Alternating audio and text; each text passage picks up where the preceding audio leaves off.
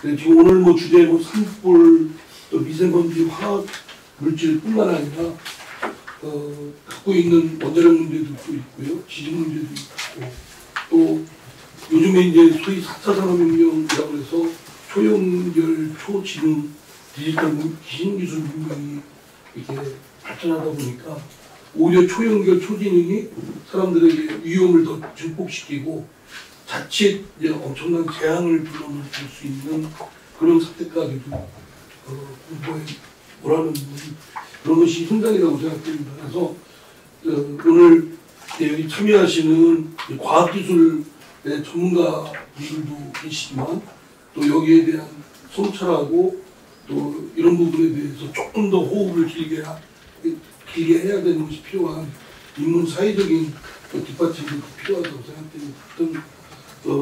이 노력을 좀 저희들이 소중하게 여겨서 모임이 이러한 결속체가 좀 지속적으로 되도록 하고, 아까 이공래 우리 교수님께서는 박사님께서는 말씀하시기를 국회에서 있는 국민안전처와 국가의 거버넌스로서 좀 컨트롤 타워할 수 있는 그런 기구가 필요하다는 말씀도 하셨는데요.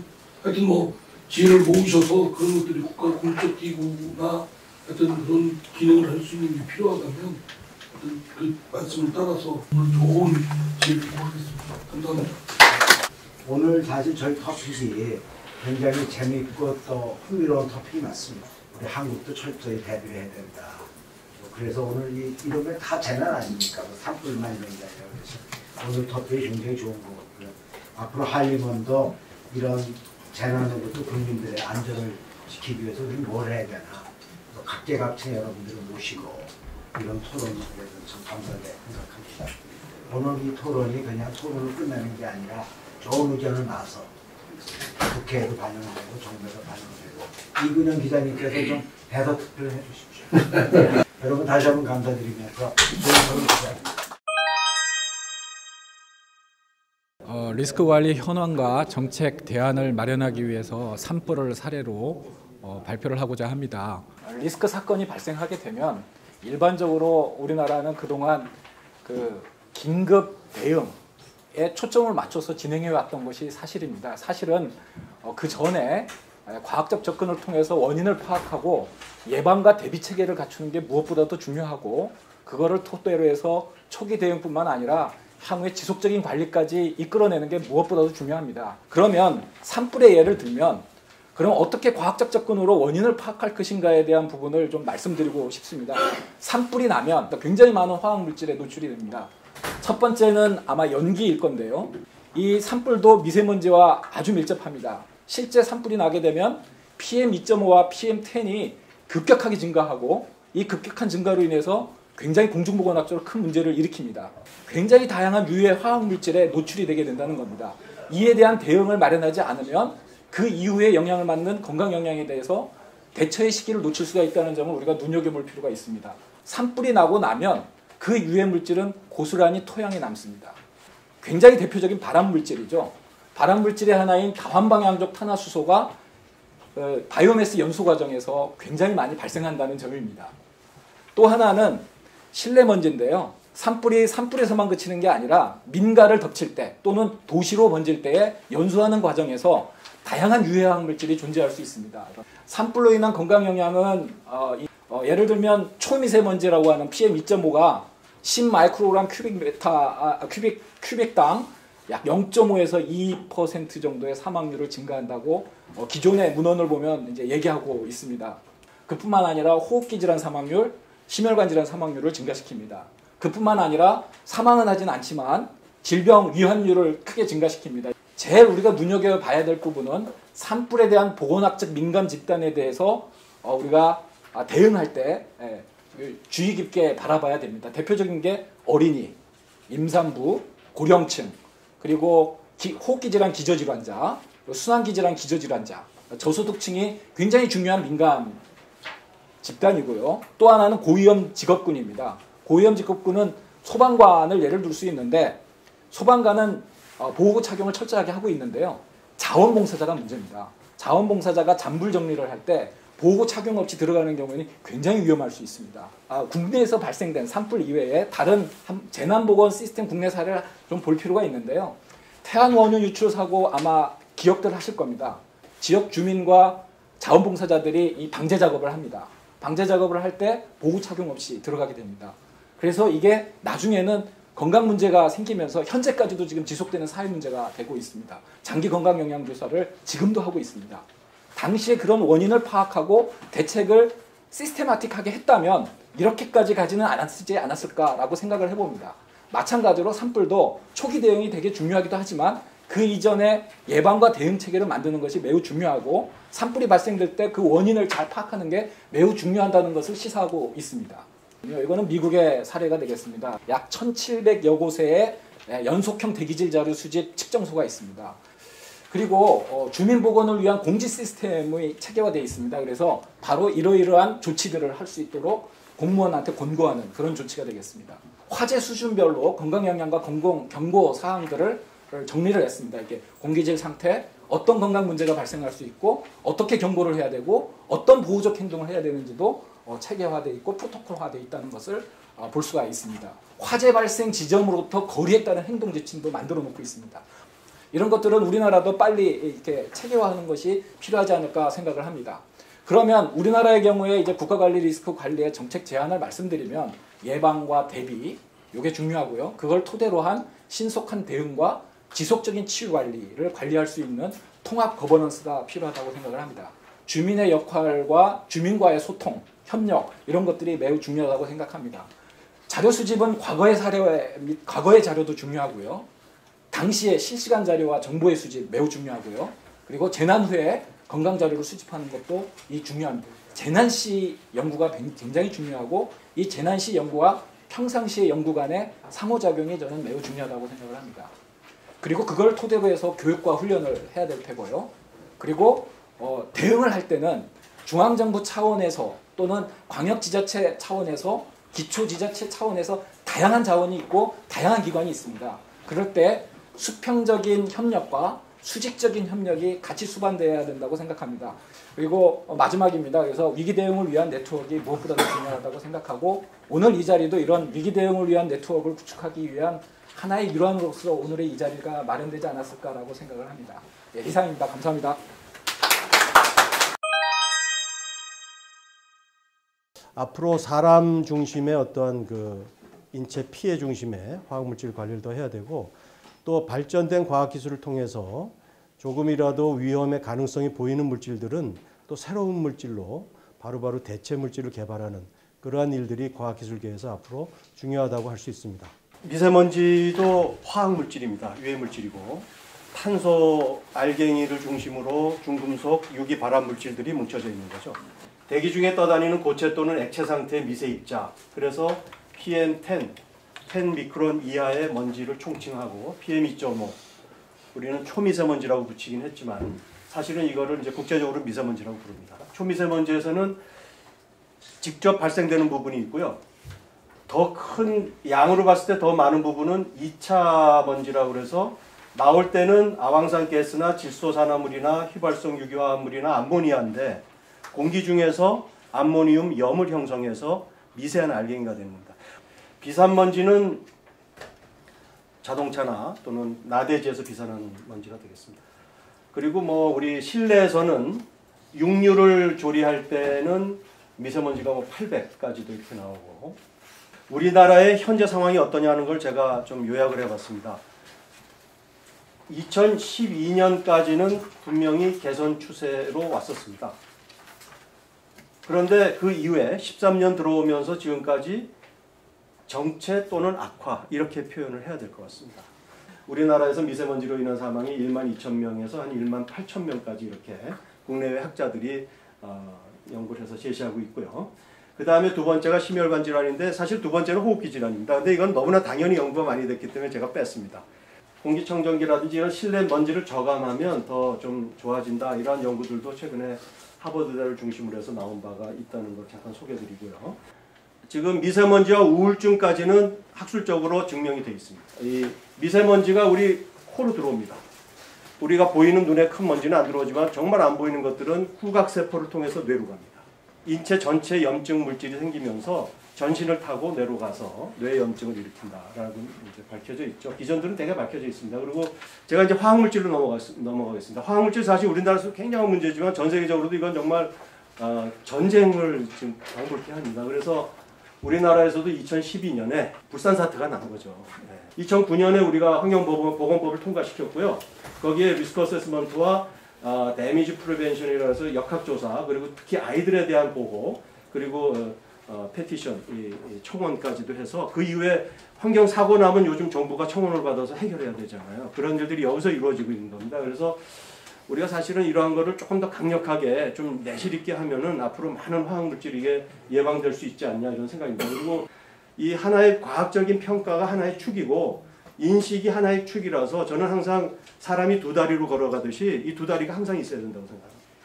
리스크 커뮤니케이션, 이 사회 이쪽이 굉장히 중요합니다. 그 다음에 저감 기술의 개발이 중요합니다. 이 살면서 겪어도 받고 좋은지 나쁜지 이렇게 생각하면서 고민해왔던 거가 scientific uncertainty의 시절입니다. 과학적 불확실성. 근데 이제는 사전주의 원칙으로 가는 겁니다. precautionary 원칙으로 가는 겁니다. 그래서 이러한 저감 기술 개발이 굉장히 앞으로 동료가 되어야 된다는 말씀 드리고요. 끝으로 인간 중심으로 모든 환경 보건이나 이러한 화학물질의 문제점들을 들여다보기 시작해야만 예방도 가능하고 진정한 관리가 가능할 거다. 이상입니다. 감사합니다.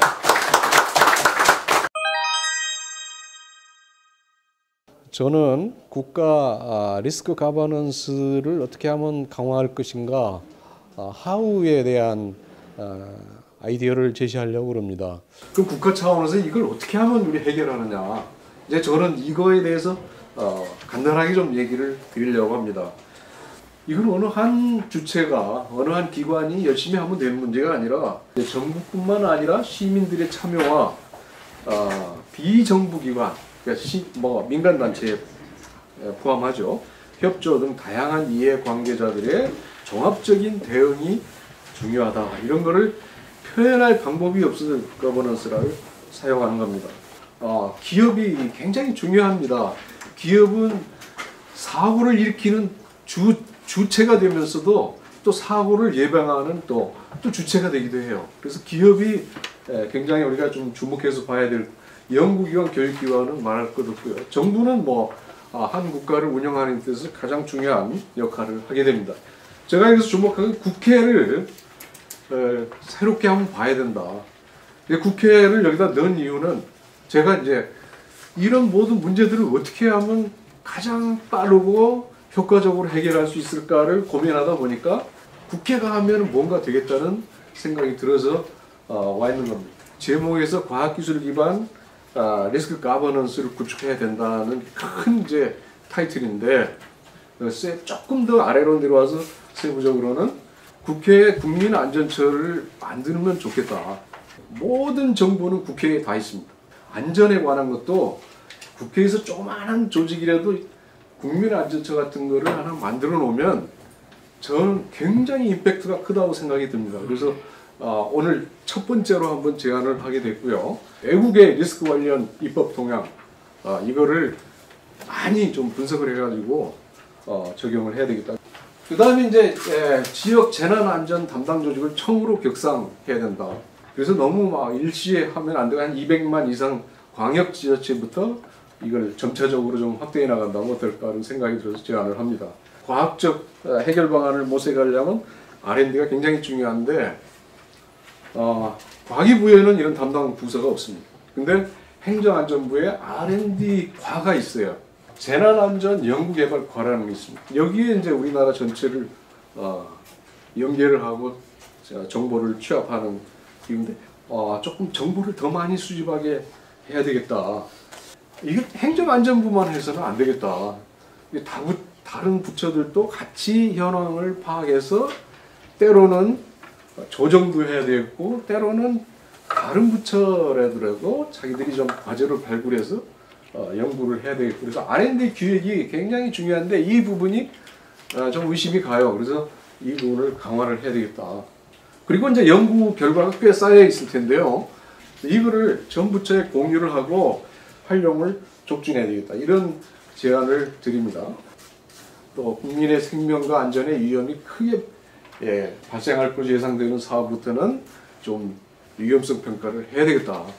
중소벤처기업 하나 K-스타트업 포털 플랫폼을 한번 말씀을 드리는데, 여기 들어가면 벤처기업에 대한 정보, 벤처 창업에 대한 정보는 다 여기 이제 해결됩니다. 그래서 우리가 하나 플랫폼 만들어서 다 이게 해놓으면은 굉장히 이게 정보가 순환이 빨라지죠.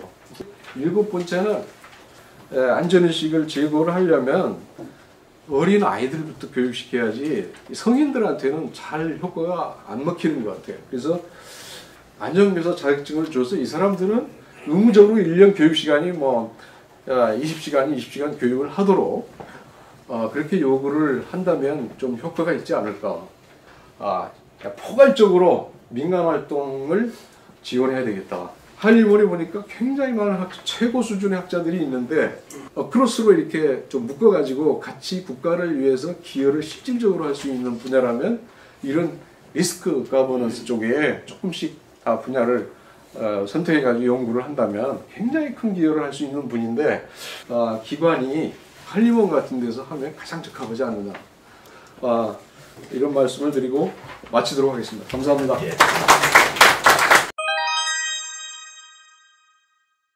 저는 리스크 가버넌스 중에 화학사고 관련된 발표를 오늘 할 예정입니다. 화학공장은 굉장히 대형화되어 있습니다. 또 복잡하게 되어 있습니다. 그리고 저희도 중화학공업 육성이 60년대부터 시작했기 때문에 화학공장들은 상당히 노후화됐습니다. 이게 지금 저희 현상이고요. 게다가 인구 밀도가 굉장히 높기 때문에 굉장히 이 화학공장은 이 안전에 대해서 많은 일들을 해야 됩니다. 화학공장이 지금 굉장히 위험하다고 말씀드렸죠. 근데 한편으로는 화학 제품이 없으면 어떡하시겠습니까? 여러분 입고 계신 옷 다 벗으셔야 돼요. 자동차, 플라스틱 다 빼고 나면 못 굴러다닙니다.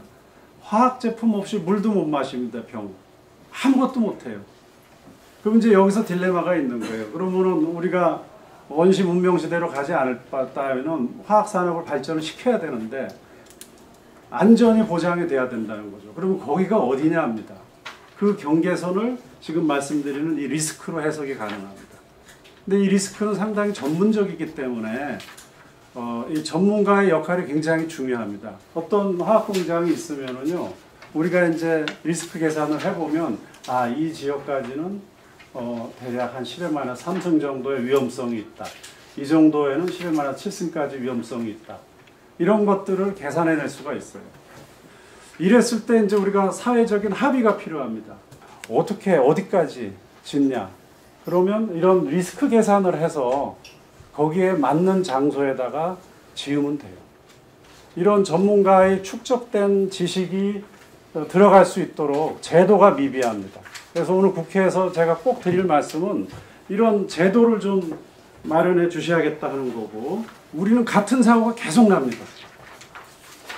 그러니까 2012년 구미불산 사고 나고요. 13년, 14년 삼성, 또 화성 계속 사고가 계속 나요. 같은 사고가. 왜 그런지 아세요? 담당 부처가 각자 알아서 그냥 자기 부처 일하고 끝나요. 근데 미국은 어떻게 하냐면, 미국은 국회 밑에 이 사고조사위원회가 있습니다. 거기에는 화학사고하고 항공사고. 왜냐하면 이 두 사고는요, 굉장히 기술적으로 복잡합니다. 그래서 화학사고 한번 조사를 하면은 짧게는 6개월, 길게는 3년 걸려요. 그래서 중대사고는 국회 밑에서 직접 사고를 조사를 하고 각 부처에다가 이제 권고를 합니다. 너희 부처는 이거 고쳐, 너희 부처는 이거 고쳐. 그냥 권고만 해요. 근데 만약에 똑같은 사고가 났을 때 그 부처에서 그걸 안 고쳤으면 그 부처는 이제 페널티를 받습니다. 그런 식으로 느슨한 것 같지만 실제로는 굉장히 강력하게 같은 사고가 나지 않도록 제도가 잘 되어 있습니다. 이거를 국회에서 좀 꼭 맡아서 사고조사위원회를 좀 갖춰가지고 이런 다시는 같은 사고가 일어나지 않고 우리나라에 화학사고가 나지 않도록 좀 이렇게 제도를 좀 바꿨으면 좋겠습니다. 감사합니다.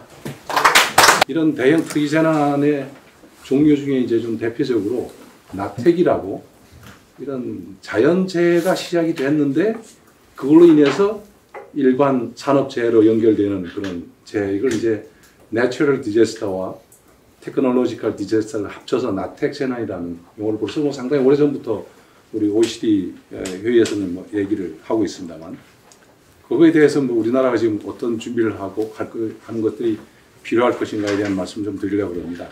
이런 나택 재난은 여러 재난 유형이 결합되면서 복잡성하고 불확실성이 상당히 높아지기 때문에 재난의 종류에 따라서 이제 개별적으로 접근하던 기존의 어떤 재난 관리 방식, 뭐 우리도 기본적으로 그런 식으로 접근을 했었습니다. 뭐 산불, 지진, 홍수, 폭염 이렇게 하던 그런 그 방식으로는 한계가 있고, 위험에 대한 인식, 대응, 복구에 이르기까지 포괄적인 어떤 접근 방식이 좀 필요하겠다라는 말씀을 좀 드립니다. 뭐 우리나라에서 지금 보면 산불 같은 경우에 초대형 헬기, 소위 해서 물을 뭐 5톤 이렇게 실은 헬기가 아니라 40톤 이렇게 실어서 초전에 가서 빨리 물을 볼 수 있는 이런 헬기, 대형 헬기 같은 것들이 지금 좀 더 확충이 필요한 상황이라고 제가 듣고 있고요.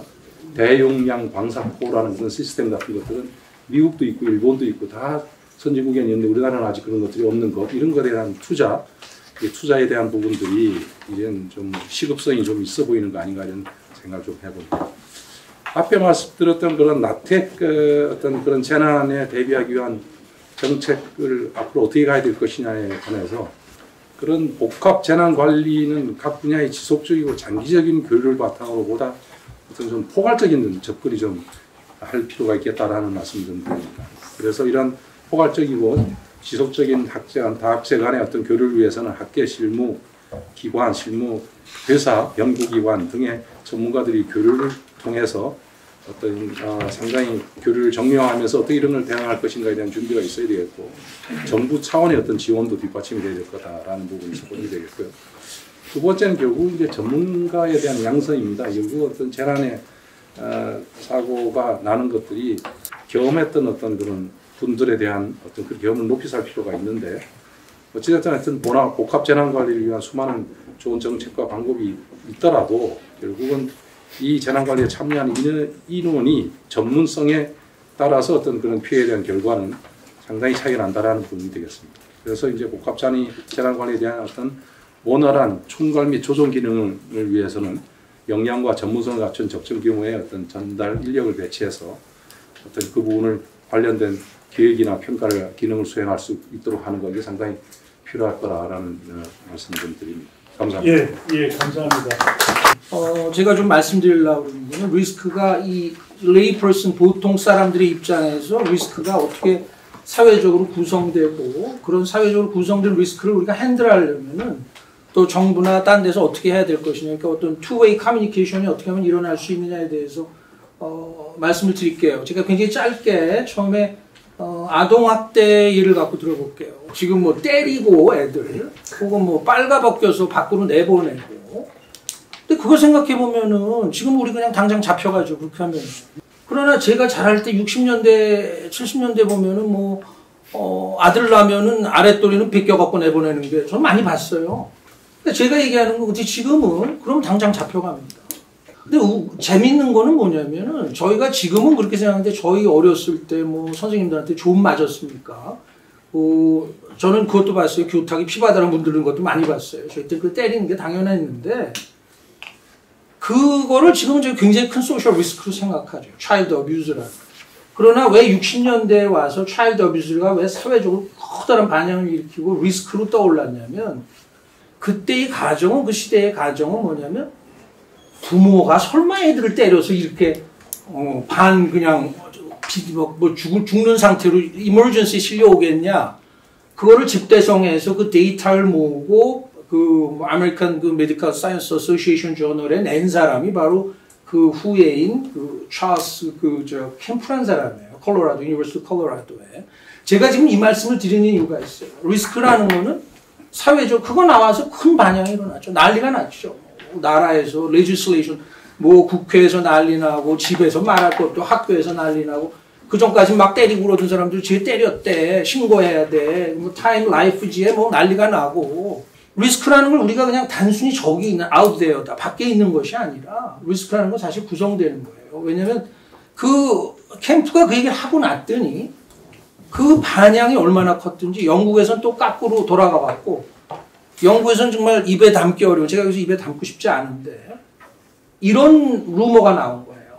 모든 아버지들이 딸을 섹슈얼리 어뷰즈하고 있다. 그래서 영국 정부에서 아버지들을 조사하기 시작했어요. 그러면 차일드 어뷰즈라는 것이 지금 60년대, 70년대에 나와가지고 그것이 하나의 굉장한 소셜 리스크고 우리가 다뤄야 될 프로블레마틱이다라고 얘기하는데 그 문제를 어떻게 다뤄요? 제가 두 가지 사례를 들었어요. 하나는 뭐냐면 이제 그것에 대해서 굉장히 사람들이 경각심을 갖는데 그것에 대한 또 부작용이 있어요. 영국에서처럼. 리스크가 어떻게 만들어지고 그것을 어떻게 핸들해야 되느냐라는 것은 사실은 어떤 리스크가 여기 있는 팩트고 그것을 우리가 그냥 단연히 receive하는 그런 것이 아니라 two-way interaction이라는 말씀을 드리려고 말씀드리는 거고 제가 시간이 없기 때문에 두 번째 예만 저는 네 가지 예를 준비해봤는데 두 번째 예 말씀드릴게요. 78년에 영국에서 최초의 시험관학이 탄생했어요. 대중들이 반기를 들었어요. 당연하죠. 왜냐하면 그 우리가 엠브리오라고 하는 건 2주부터 8주 이제 fertilization 되고 나서 2주부터 8주를 얘기하는데 이 사람들이 2주부터 8주 전이 아니라 그 전 걸 갖고 실험을 했대. 막 그 난리가 났던 게 뭐냐면 스웨덴에서 어떤 과학자인데 냉동고를 열어봤더니 거기 300명이 있는 거야. 태아가. 우리가 엠브리오라나 우리나라로 번역 태아인지 모르겠어요. 근데 엠브리오인데 2주 전이죠. 2주 전이 된 걸 나중에 프리 엠브리오라고 또 얘기를 해요. 과학자들이 이걸 연구를 이제 정당하기 위해서 하는데 그러니까 종교단체 무슨 뭐 또 낙태 반대 운동 뭐 이러는 거 하는 사람들이 벌떼처럼 들러 일어나고 아까 제가 말했듯이 폭포처럼 난리가 난 거예요. 그럼 그 리스크가 뭐냐? 나중에는 시험관에 얘기해서 팔아먹을 수도 있고 근데 과학자들한테 얘기하면 아 그건 넌센스고 그건 네 이매지네이션의 산물이지 그렇지 않다라고 얘기하지만 레이 퍼슨 아까 신 교수님도 말씀하시고 우리 저 이공래 교수님도 말씀하셨는데 그 커뮤니케 레이 퍼슨의 퍼셉션하고 과학자들이 옵젝티브하다고 생각하는 게 이제 달라요. 그래서 이제 워녹 위원회라는 게 만들어졌고 영국 국회에서 4년 동안 걸고 디베이트합니다. 뭐 700명, 800명의 전문가들 와서 다 테스티모니하고 뭐 논쟁하고 제가 여기서 말씀드리고자 하는 거는 근데 문제는 이거예요. 그럼 언제부터 생명이냐가 거기 이슈가 됐어요. 그럼 생명 갖고 하는 건 죽이는 거 아니냐. 그러니까 이제 앤 맥라렌이라는 그 발달 생물학자가 나와가지고 제가 이렇게 말씀드리면 과학자들을 뭐 음해하고 이러는 게 아니에요. 뭔가 some kind of compromise를 해야 되지 않겠어요? 그럼 대중들을 이해시켜야 되잖아요. 그러니까 우리가 이런 연구를 해서 얼마나 베너핏이 올 수 있느냐라는 걸 설득하기 시작했어요. 국회에 가서 과학자들을 데리고 국회에 있는 과학자들 데리고 실험실에 가서 우리가 얼마나 안전하냐. 제 포인트는 뭐냐면 이제 two-way communication이 시작된 거예요. 자, 리스크라는 것이 그냥 거기 있는 것이 아니라 이 리스크를 과학자들이 얼만큼 열심히 일해서 줄일 수 있고 거기서 오는 베네핏이 어떤 것이고 그 얘기를 하는 부분적인 가장 중요한 건 뭐냐면 그래서 프리엠브리오란 말이 나와요. 2주 전에 태아는 너브셀이 아직 발달을 안 했대요. 그게 앤 맥라렌 얘기예요. 지금 미국이나 영국이나 다 그 레지슬레이션이 그 앤 맥라렌이 포함된 소위 워녹 이 위원장인데 워녹 위원회라는 커미티 그에서 나온 의견을 수렴하고 논쟁하고 리스크가 뭐냐라는 의미에 대한 어떤 논쟁을 통해서 결론이 나온 것이 지금 레지슬레이션이 돼 있는 거예요. 입법화돼 있어요. 리스크라는 것이 그렇게 그냥 뭐 it is out there가 아니라 밖에 존재하는 것이 아니고 사실 많은 사람들이 토론하고 논쟁하고 또 그것이 파이널하다고 할 수 없어요. 또 거기서 이슈가 나오면 우리 또 토론해야 되고 어떤 새로운 리스크가 나올 수 있냐. 아까 차일드 어뷰즈처럼 말씀이 잘 전달되는지 모르겠어요. 시간이 없으니까 좀 그만할게요. 예, 고맙습니다. 네. 우선 과학의 양면성. 하나는 과학의 순기능이 있고 또 하나는 과학기술의 역기능이 있어요. 동전의 양면같죠. 나눌 수가 없고. 그래서 분명히 인류 복지에 기여를 했지만 인류 복지를 위협하는 그런 그 내용들도 있었던 겁니다. 그 환경적 측면, 그 다음에 뭐 여러 가지 위해성 이런 것들이 차라리 없었으면 좋았다 하는 걸 생각할 때가 많았었어요. 그래서 우리가 그 과학의 양면성, 과학기술의 양면성을 우리가 인지를 해야 된다. 그러면 이제 국가가 리스크 관리하려면 첫 번째 해야 될 게 뭐냐? 공정한 기관으로 하여금 이슈가 되는 것에 대한 위험성 평가를 해야 돼요. 70년대 MIT의 원자력공학과의 라스무신이라는 교수가 공정에 대한 그 정량 위험성 평가 기법을 개발했어요. 그래서 그 백악관에다가 제출하고 그 이후로 원자력뿐만이 아니라 그 석유화학 공장, 심지어는 뭐 지하철 뭐 이런 데서도 다 정량적 위험성 평가를 합니다. 그 다음 화두는 뭐냐면 How safe are we safe? 얼만큼 안전한 것이 우리는 안전한 것이냐. 그럼 그걸 누가 정해야 될 것이냐. Calculated risk, 계산된 리스크는, 특히 scientific risk는 뭐 정할 수가 있어요. 그 다음에 대두되는 게 perceived risk예요. 인식된 위험. 아무것도 아닌데 위험에 대한 그런 어떤 메커니즘을 잘 모르고 뭐 특히 유아나 이런 사람들한테 위험하고 그러면은 굉장히 큰 위험으로 부각이 됩니다. 사회적인 합의를 도출하는 게 필요합니다. 세 번째로는 위험에 감시를 해야 됩니다. 리스크 모니터링. 그 중앙 정부가 하나의 그 제도적으로 가야 되는데 하나만 더 말씀드리면은 우리는 아직도 그 위험성 평가에 의한 정량적인 위험 관리 시스템을 도입 못했습니다. 우리나라는. 그러나 우리보다도 훨씬 국민 소득이 적고 한 나라들이 이미 그리 하고 있어요.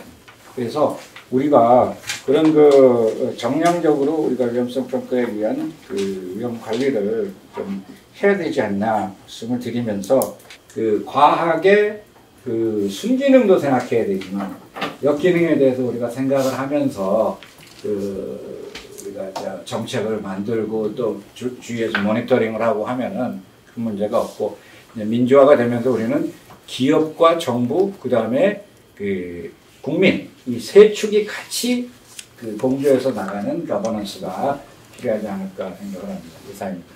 예, 최근 우리나라에 해마다 거의 거르지 않고 발생하는 이 사회적 이슈 중에 큰 사건들이 과학기술과 관련된 사건들이 연이어져 발생하고 있습니다. 이런 사건들이 발생했을 때 과학기술적인 어떤 정보가 신속하고 빠르게 전달이 되는 것이 소통에서 굉장히 중요한 요인이고 이 문제를 해결하는 데도 중요할 것 같은데 솔직히 말씀드리면 과학기술계의 대응이 이 언론 쪽에서 보면 조금 기민하지 못하다 이런 느낌을 많이 받았습니다. 어떤 사안이 발생했을 때 토론회라든가 특히 이제 한림원 같은 경우 한림원탁도 굉장히 훌륭한 제도가 있는데 기자들 입장에서 보면 한 템포가 늦습니다. 그래서 어떤 사건이 발생하면 몇 주 뒤 또는 한 달 뒤 종합 정리하는. 근데 그때쯤이면 이미 사건을 많이 외국에 보니까 사이언스 미디어 센터라고 있습니다. 거기에서 한 60개 기관이 조금씩 출연을 해서 NGO 기구로 사이언스 센터 하는 거 만들었습니다. 직원은 뭐 한 10명 안쪽 작은 조직인데 거기서 하는 일이 일단 풀 리스트를 만듭니다. 전문가는 풀 리스트를 만들고 어떤 사건이 발생을 하면 거기에 해당하는 전문가들을 직접 자기들이 인터뷰를 해서 멘트를 받아서 언론에 보내주기도 하고 언론사가 원하면 전문가를 연결해 주기도 하고 굉장히 큰 시급한 사안 같으면 그쪽에서 주최를 해서 전문가들을 모셔서 즉석 토론회 언론 기자들과 직접 토론을 하도록 주선을 하기도 하고 그런 일을 벌입니다. 한림원이라든가 과청이라든가 여하튼 약간 정부하고는 좀 거리가 당연히 있어야 하는 주식이기에 그런 쪽에서 이런 사이언스 미디어 센터의 어떤 씨앗을 좀 만들어 주셨으면 한국과학기자협회에서 같이 협조를 해서 이런 기구를 만드는 것이 어떨까 하는 그런 제안을 드리는 걸로 발언을 마치겠습니다. 감사합니다.